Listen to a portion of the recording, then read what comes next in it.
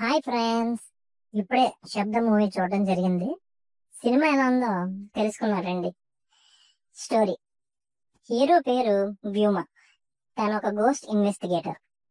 Paranormal activities ఎక్కడ జరిగినా అక్కడ దెయ్యాలతో మాట్లాడి ఆ దెయ్యాల ప్రాబ్లమ్స్ ఏంటో తెలుసుకొని సాల్వ్ చేయడం తన పని. అలా తనకి ఒక కాలేజ్ లో ముగ్గురు స్టూడెంట్స్ ఒకేసారి చనిపోతారు. ఆ కేసుని సాల్వ్ చేయడానికి వ్యూమని అడుగుతారు. ఆ మిస్టరీని సాల్వ్ చేయడానికి వ్యోమ కాలేజ్కి వెళ్తాడు. అక్కడ దెయ్యాన్ని కనిపెట్టడానికి ప్రాసెస్ స్టార్ట్ చేస్తాడు. కానీ వ్యోమకి అక్కడ ఉన్నది ఒక దెయ్యం కాదు, 42 దెయ్యాలని తెలుస్తుంది. అవి తనతో ఏవో చెప్పాలి అనుకుంటాయి. బట్ అది వ్యోమ డీకోడ్ చేయలేకపోతాడు.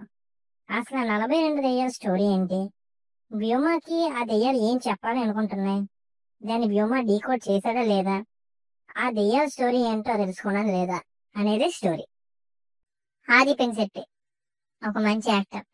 వైశాలి రంగస్థలం సరైనడు మూవీస్ తో మనకు బాగా తెలిసిన యాక్టర్.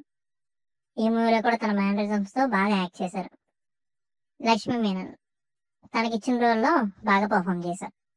సిమ్రన్ చాలా రోజుల తర్వాత సిమ్రన్ గారికి ఒక మంచి రోల్ పడింది, బాగా చేశారు. అండ్ లైలా గారు, ఈ మూవీలో ఈవిడ క్యారెక్టర్ చాలా ఆడ్ గా అనిపిస్తుంది. అసలు పర్ఫార్మెన్స్ స్కోప్ కూడా ఉండదు. ఈవిడ ఉన్నంత సేపు మనకి ఎందుకో కొంచెం కనెక్షన్ మిస్ అవుతుంది అనమాట. సో ఈవిడనైతే ప్రాపర్ యూజ్ చేసుకోలేదని చెప్పాలి. స్టోరీ ఫస్ట్ హాఫ్ చాలా గ్రిప్పింగ్ గా చాలా బాగుంటుంది, ఇంట్రెస్టింగ్ గా తీసుకువెళ్తాడు. కొన్ని కాన్సెప్ట్స్ కూడా బాగున్నాయి. ఆడియో హారిజనేషన్ అని, ఫ్రీక్వెన్సీ అని, సౌండ్ థెరపీ అని, బ్లాక్ మ్యాజిక్ అని, ఇలా కొన్ని కాన్సెప్ట్స్ అయితే బాగున్నాయి. ఇంటర్వెల్ సీన్ హైలైట్ ఈ మూవీకి. అందులో బ్లాక్ స్క్రీన్ తో ఆడియో మాత్రం వచ్చేలా ఒక సీన్ ఉంటది, అది ప్లస్ ఈ మూవీకి. ఫస్ట్ హాఫ్ బాగుంది, సెకండ్ హాఫ్ ఇంకా బాగుంటది అనుకున్న టైంకి సెకండ్ హాఫ్ డిసప్పాయింట్ చేసింది.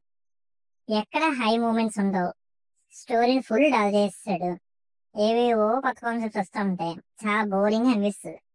సౌండ్ థెరపీ కోసం చెప్దామని ఏదో ట్రై చేశాడు.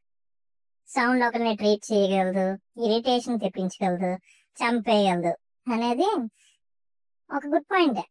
బట్ బోరింగ్ గా తీసుకెళ్లారు. అసలు విలన్ ఎవరో తెలుసుకోవాలని గాని, విలన్ వచ్చినప్పటి నుంచి గాని అసలు ఎగ్జైట్మెంటే ఉండదు. ప్రతి హర్రర్ మూవీ ఎండ్ అయ్యేలాగే ఈ మూవీ కూడా రొటీన్ ఫార్మాట్ లో ఎండ్ అయిపోద్ది. తమన్ ఈ మూవీకి మెయిన్ పిల్లర్. శబ్దం అంటేనే sound. So sound wise movie మనల్ని ఇంప్రెస్ చేస్తుంది. Background music and sound effects లో మాత్రం ఈ మూవీకి ఫుల్ క్రెడిట్స్ ఇవ్వచ్చు. ఫైనల్ వర్డిక్ట్: ఓవరాల్ గా technically and visually brilliant attempt.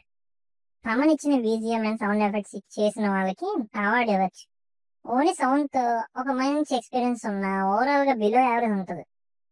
ఏదో కొన్ని హర్రర్ ఎలిమెంట్స్ ని, కొన్ని థ్రిల్లింగ్ మూమెంట్స్ ని ఫస్ట్ హాఫ్ లో ఎంజాయ్ చేస్తాం, బట్ సెకండ్ హాఫ్ ని అవాయిడ్ చేయవచ్చు.